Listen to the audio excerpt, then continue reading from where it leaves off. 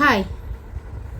Social മീഡിയയിൽ ഏറെ ചർച്ച ചെയ്യപ്പെട്ട ഒരുപാട് കാര്യങ്ങളുണ്ട്. ഈ ഇടയ്ക്ക് ഒരു പള്ളിയിലച്ഛനൊക്കെ അതിൽ പെട്ടിട്ടുണ്ടായിരുന്നു. അപ്പോൾ ഞാനിന്ന് വീഡിയോസ് ഇങ്ങനെ കാണുന്ന കൂട്ടത്തിൽ ഒരു വീഡിയോ കാണുകയാണ്.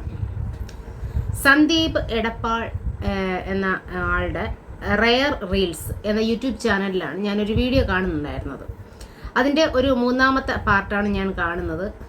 അപ്പോൾ പാർട്ട് 1ഉം 2ഉം ഒക്കെ ഒന്ന് കണ്ടു കഴിഞ്ഞു. അപ്പോൾ കാര്യങ്ങളൊക്കെ ഏതാണ്ട് മനസ്സിലായി. അയാൾ പേരൊന്നും വെളിപ്പെടുത്തിയിട്ടില്ല, അതുകൊണ്ട് ഞാനൊന്നും പറയുന്നില്ല. കാരണം ഞാനും പേരൊന്നും പറയും, നിങ്ങൾ വിചാരിക്കുന്ന ആൾ തന്നെയാണ്. അപ്പോൾ ഒരാൾക്ക് വീട് വയ്ക്കാനൊരു വസ്തു കൊടുത്തു. പക്ഷേ അവകാശം എന്തായാലും ഇപ്പോഴും ആ അച്ഛന് തന്നെയാണ്. അപ്പോൾ അതിൻ്റെ കാര്യങ്ങളെ പറ്റിയാണ് നിങ്ങൾക്ക് എല്ലാവർക്കും അറിയാമെന്നുള്ളത് തന്നെയാണ്. പക്ഷെ ഒരാളിൻ്റെ കയ്യിൽ നിന്ന് ചതിച്ച് നേടിയൊരു പ്രോപ്പർട്ടി സ്വന്തം വസ്തുവായിട്ട് ഞാൻ ദാനം കൊടുത്തു എന്ന് വീമ്പിളക്കുന്നത് എന്തിനാണ്? നിങ്ങൾ ആരാണെന്നും നിങ്ങൾ എന്താണെന്നുള്ളത് എനിക്കിപ്പോഴാണ് മനസ്സിലായത്. നിങ്ങളുടെ സംസാര രീതികളൊക്കെ കണ്ടപ്പോഴത്തേക്കും ഒരു അച്ഛനാണോ എന്ന രീതിക്ക് തോന്നിയിട്ടുണ്ടായിരുന്നു, ഇല്ലാന്ന് പറയുന്നില്ല.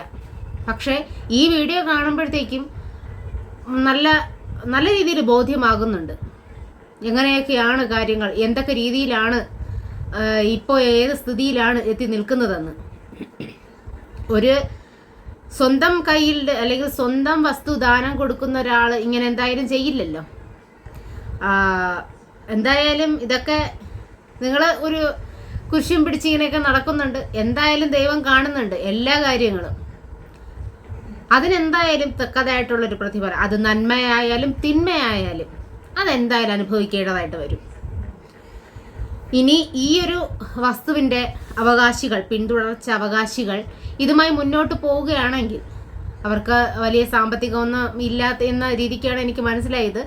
അപ്പോൾ അവർ മുന്നോട്ട് അഥവാ പോയി കഴിഞ്ഞാൽ നഷ്ടമാകുന്നത്, അല്ലെങ്കിൽ വീട് നഷ്ടമാകുന്നത് ഈ പറയുന്ന വീട് കൊടുത്തിരിക്കുന്ന അല്ലെങ്കിൽ വീട്ടിലിപ്പോൾ താമസിക്കുന്ന വ്യക്തികൾക്കാണ്. അവരുടെ പ്രോപ്പർട്ടിയാണ് നിങ്ങൾ കൊടുത്തിരിക്കുന്നത്, അല്ലാതെ നിങ്ങളുടെ പ്രോപ്പർട്ടിയൊന്നും അല്ല. 4 ഏക്കറാണ് നിങ്ങൾ തട്ടിയെടുത്തിട്ടുള്ളത്. എന്തൊക്കെയാണ് വീമ്പിളക്കിയത്? സ്വന്തം ഭൂമി, സ്വന്തം എല്ലാം ഇപ്പം നിങ്ങളുടെ പേരിലായി, അതൊക്കെയും സമ്മതിക്കുന്നുണ്ട്.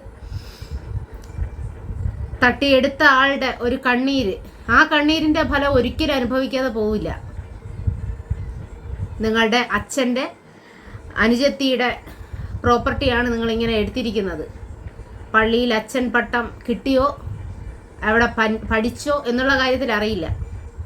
കേസ് കൊടുത്ത എന്ന് വെച്ചാൽ നിങ്ങളുടെ ഇവിടുത്തെ പള്ളിയിൽ നിന്ന് അല്ലെങ്കിൽ ഇന്ന പള്ളിയിൽ നിന്ന് ഇയാൾ സ്ഥാനം അല്ലെങ്കിൽ ഇതൊന്നും നേടിയിട്ടില്ല എന്ന് പറഞ്ഞ ഒരു അച്ഛനെ കാണാനുമില്ല ഈ ഭൂമിയിൽ. ഇതൊക്കെ വായിച്ചെടുക്കുമ്പോൾ അല്ലെങ്കിൽ കോർത്തിണക്കി നോക്കുമ്പോൾ വേറൊരു തലത്തിലേക്കാണ് പോകുന്നത്. ഞാൻ ഇതിൻ്റെ നിങ്ങൾക്ക് ഡീറ്റെയിൽ ആയിട്ട് ഈ വീഡിയോ നിങ്ങൾക്ക് കാണണമെങ്കിൽ ഞാൻ ഇതിൽ സ്ക്രീനിൽ ഞാൻ കൊടുത്തിരിക്കാം. അയാളുടെ പ്രൊഫൈൽ ഒന്ന് ചെക്ക് ചെയ്ത് നോക്കിയാൽ മതി. കൃത്യമായിട്ട് കാര്യങ്ങളൊക്കെ പറഞ്ഞു പോകുന്നുണ്ട്. ദയവേത് ഇങ്ങനെ ആരെയും പറ്റിക്കരുത്. ഒരു കൊച്ചെന്നല്ല, ഒരു കുഞ്ഞിൻ്റെ പേര് പറഞ്ഞത് കൊണ്ടാണ് നിങ്ങൾ ഇത്രയും ആൾക്കാർ ചികഞ്ഞ് നിങ്ങളുടെ അങ്ങറ്റം വരെ അളക്കേണ്ടി വന്നത്. നിങ്ങൾ മിണ്ടാതിരുന്നെങ്കിൽ, അല്ലെങ്കിൽ നിങ്ങൾ സൗമ്യമായിട്ടൊന്ന് സംസാരിച്ച് കഴിഞ്ഞിരുന്നെങ്കിൽ ഈ ഒരു പ്രശ്നങ്ങളൊന്നും തന്നെ ഉണ്ടാവത്തില്ലായിരുന്നു. ആരും ഇതൊന്നും നോക്കത്തില്ലായിരുന്നു. പക്ഷെ നിങ്ങൾ വാ കൊടുത്താണ് ഇതൊക്കെയും വരുത്തി വെച്ചത്. പക്ഷേ അല്ലെങ്കിൽ ഈ ഒരു പ്രോപ്പർട്ടിയുടെ ഉടമ ആയിരുന്ന അവരുടെ ചിലപ്പം കണ്ണീരിൻ്റെ ഫലമായിരിക്കാം ഇതൊക്കെയും പുറത്തു വരണമെന്നുള്ളത്. അവരെന്തുമാത്രം വേദനിച്ചിട്ടുണ്ടായിരിക്കാം. അവരുടെ ബന്ധുക്കൾ ഇപ്പോൾ, അവരുടെ തലമുറക്കാർ ഇപ്പോൾ എന്തുമാത്രം വേദനിക്കുന്നുണ്ടായിരിക്കാം. ചിലപ്പോൾ അവർക്ക് വലിയ സാമ്പത്തികമോ അല്ലെങ്കിൽ വലിയ ഒരു ഇതൊന്നും ആൾക്കാരായിക്കോട്ടെ, അവർക്ക് ഈ പ്രോപ്പർട്ടി വെച്ച് ചിലപ്പോൾ അവരുടെ കടങ്ങൾ തീർക്കാനും അല്ലെങ്കിൽ അവർക്കൊരു വീട് വയ്ക്കാനോ അല്ലെങ്കിൽ കടബാധ്യതകൾ തീർത്ത് അവർക്ക് നല്ലൊരു ജീവിതം നയിക്കാനോ ഒക്കെ സാധിക്കുന്ന തരത്തിലുള്ള ഒരു ഭൂമിയായിരുന്നു. അതൊക്കെയും നഷ്ടപ്പെടുത്തിയത് നിങ്ങളാണ്. അവരുടെ കണ്ണീരിൻ്റെ ഫലം തന്നെയാണ് ഇതൊക്കെയും പുറത്തു വരുന്നത്.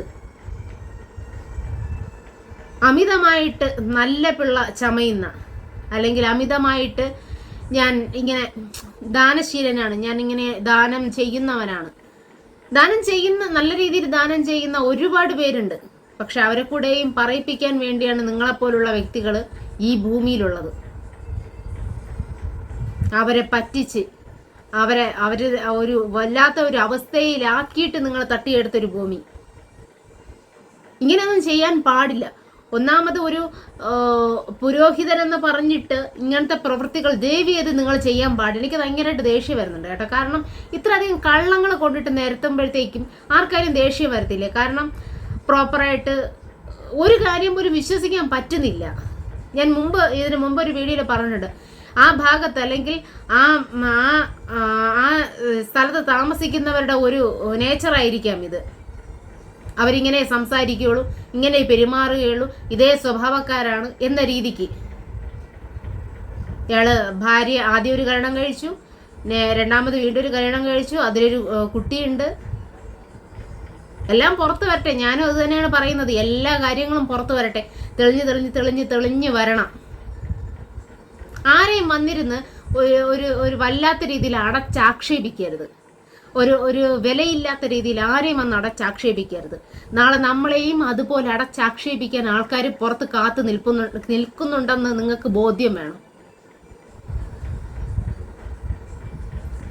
നിങ്ങൾക്ക് വീഡിയോ കാണാനുള്ളവർക്ക്, കാണാൻ താല്പര്യമുള്ളവർക്ക് ഞാൻ ഈ പ്രൊഫൈൽ ഇവിടെ കൊടുത്തിരിക്കാം, നിങ്ങൾക്ക് കയറി ആ വീഡിയോ ഒക്കെ കാണാം. അപ്പോൾ നിങ്ങളുടെ അഭിപ്രായം എന്താണെന്നുള്ളത് നിങ്ങൾ കമൻറ്റ് ചെയ്യൂ. ഓക്കെ.